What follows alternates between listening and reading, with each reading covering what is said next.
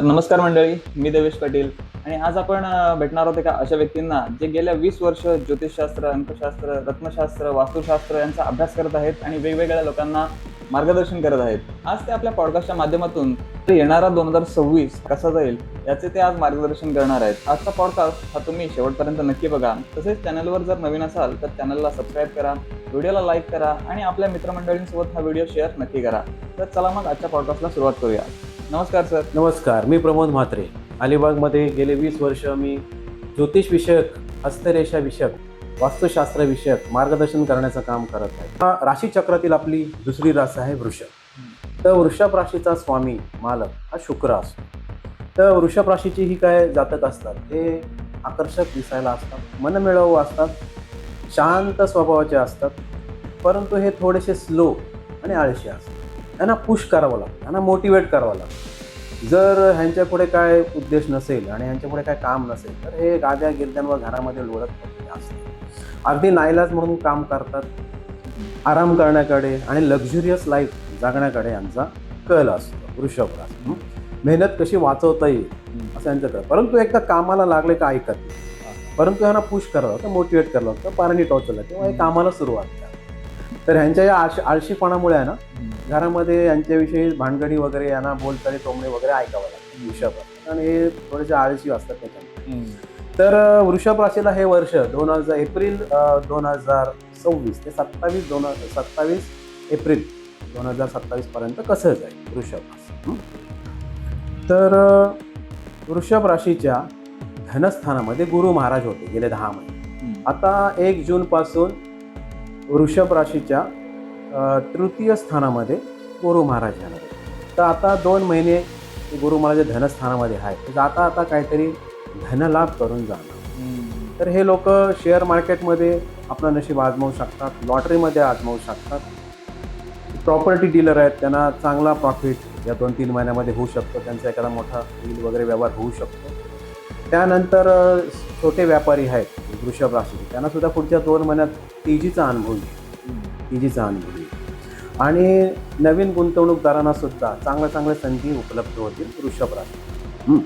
आता त्यांना वृषभ राशीला तिसरा गुरु येईल. 1 जून 2 जूनपासून राशीला तिसरा गुरु. त्यामुळे लहान प्रवास संभवतात. राहण्याचं ठिकाण बदलण्याची, नोकरीचं ठिकाण, व्यवसायाचं ठिकाण बदलण्याची शक्यता आहे. काही लोकांना सरकारी नोकरी किंवा कंपनीमध्ये कामाला असते, त्या डिपार्टमेंटमध्ये बदली किंवा दुसऱ्या शहरात बदलीचे योग आहेत. लाईफमध्ये काहीतरी पॉझिटिव्ह चेंजेस होण्याचे भरपूर योग आहेत. कारण गुरुजी महाराज जे बसले ते आपल्या कर्क राशीमध्ये येणार आहेत, आपल्या उच्च राशीमध्ये आहेत. तर सगळ्याच राशींना त्यांची खूप छान फळं मिळणार आहेत.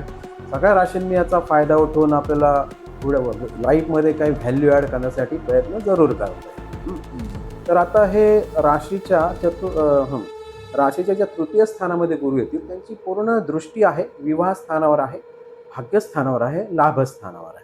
तर गुरुची दृष्टीला अमृत बोलतात. गुरुची 5वी 7वी आणि 9वी अमृत दृष्टी असते. ज्या स्थानावर गुरु महाराज दृष्टी टाकतात त्या स्थानाचे अत्यंत शुभ फळ जातकाला अनुभवायसाठी.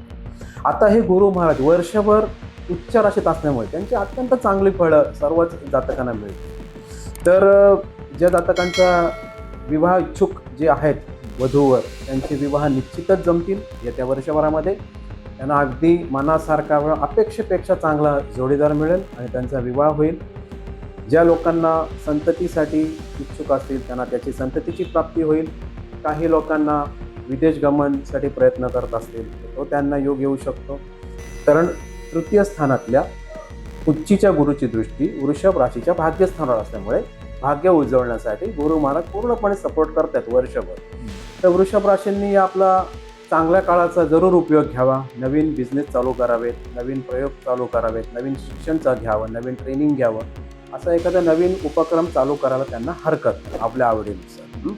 आणि गुरु महाराजांची पूर्ण 9वी दृष्टी लाभस्थानावर असल्यामुळे लाभात तर वाढ होणारच आहे.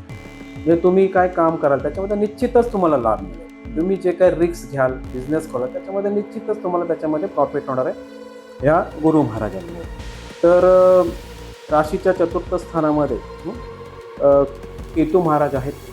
घरामध्ये कधीमध्ये नरम गरम वातावरण राहील, कधी कोणत्या काही माता भगिनींची तब्येत थोडीशी डाऊन होण्याचे योग आहे. केतू महाराज बसलेत आईच्या स्थानामध्ये, मातेला त्रास होऊ शकतो.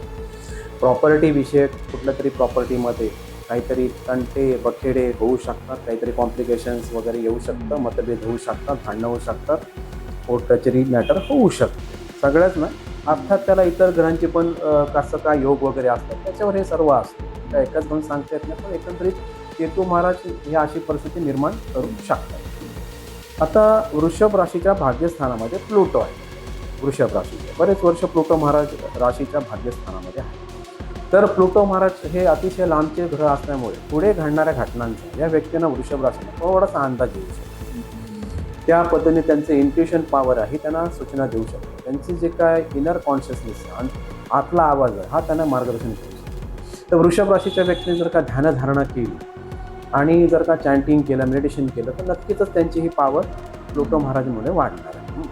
तर सध्या राशीच्या दशमस्थानामध्ये बुध, मंगळ, राहू महाराज बसलेले आहेत. राहू कुंभेचे आहेत दशमस्थानामध्ये, त्याच्यामुळे व्यवसायामध्ये प्रगती दिसते आहे. काही लोकांना विमान प्रवासाचा योग आहे, लांब लांबचा प्रवास करण्याचा योग आहे. काही लोकांना वृषभ राशीच्या काही व्यक्तींना बिझनेसमध्ये, नोकरीमध्ये, कॉम्पिटिशनला, अंतर्गत राजकारणाला तोंड द्यावं लागेल, पण अंतिम विजय वृषभ राशीचाच असेल. राशीच्या लाभस्थानामध्ये सध्या शनी महाराज आणि नेप्ट्यून महाराज. तर लाभात शनी असल्यामुळे भरपूर मोठे मोठे लाभ संभवतात. ज्या पूर्वी केलेल्या आपल्या इन्व्हेस्टमेंट आहेत त्यातून आपल्याला रिबेट्स आणि चांगले प्रॉफिट आता चालू होतील वृषभ राशीच्या लोकांना. काही प्रॉपर्टी आहेत त्या हातात येतील. काही लोकांना वारसा हक्काने संपत्ती प्राप्त होईल.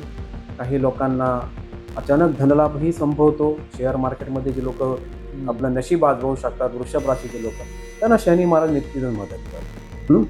तर हे आलं आपलं वृषभ राशी.